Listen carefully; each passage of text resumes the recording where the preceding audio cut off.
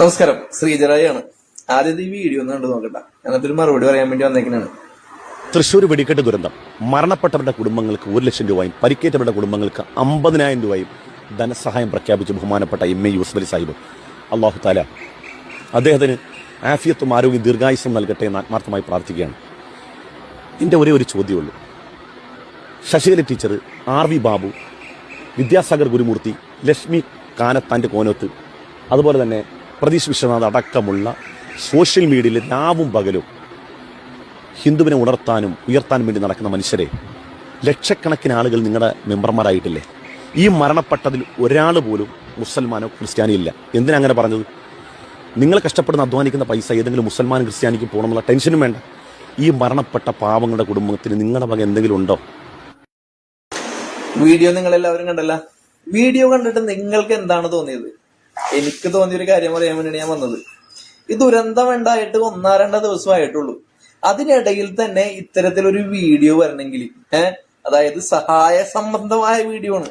അതായത് യൂസഫ് അലി സഹായിച്ച് ഹിന്ദുക്കളായ ആ മരിച്ച ആളുകൾക്ക് 1 ലക്ഷം രൂപയും പരിക്കേറ്റവർക്ക് 50,000 രൂപ കൊടുത്തതെന്ന് പറഞ്ഞ് മുസ്ലിമായ യൂസഫ് അലി സഹായിച്ചു. ഹിന്ദുക്കളായ പ്രതീഷ് വിശ്വനാഥ്, ശശികല ടീച്ചർ, അങ്ങനെ കുറെ പേർ ഇവരെന്താണ് സഹായിക്കുക എന്ന് പറഞ്ഞ് അസല് മതപരമായ പോസ്റ്റ്.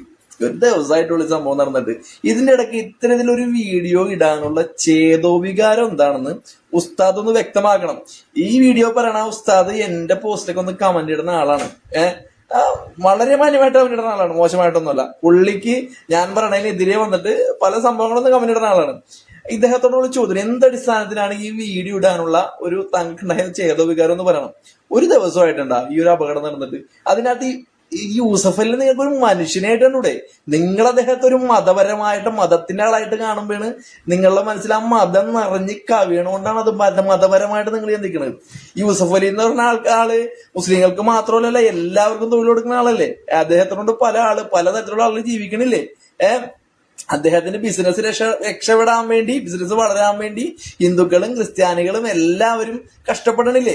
അപ്പൊ അദ്ദേഹത്തെ യൂസഫ് അലിനെ വെറും ഒരു മതത്തിന്റെ ആളായിട്ട് കാണാണ്ട് ഒരു മനുഷ്യനായിട്ട് കാണാൻ പഠിക്കണം ആദ്യം.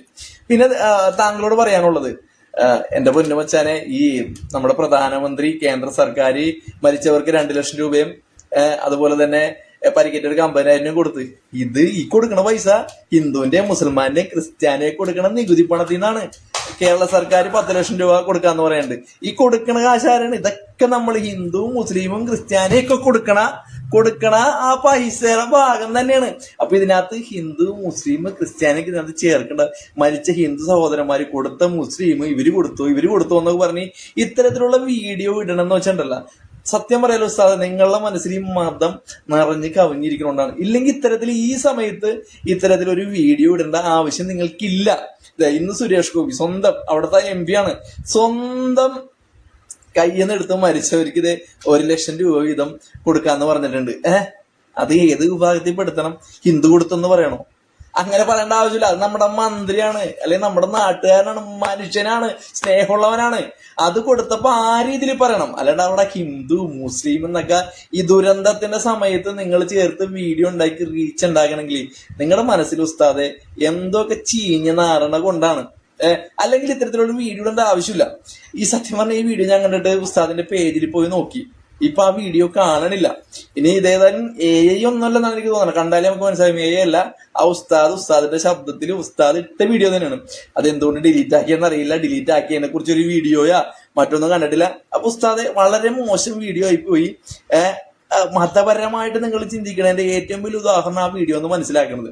ഉസ്താദെന്ന് വിളിക്കണത് താങ്കള് സത്യം പറഞ്ഞാൽ ഞാൻ കണ്ടിട്ടുണ്ട്. പല ആളുകൾക്ക് സഹായ ഹസ്തവുമായിട്ടൊക്കെ എത്തണൊക്കെ കണ്ടിട്ടുണ്ട്. പക്ഷെ അതിനകത്ത് എപ്പോഴും താങ്കളെ പറഞ്ഞു തരാനകത്ത് ഒരു മതം അതിനകത്ത് കൂട്ടിക്കലർത്താറുണ്ട്. അതുകൊണ്ട് പറഞ്ഞാണ്ട് ഉസ്താദെ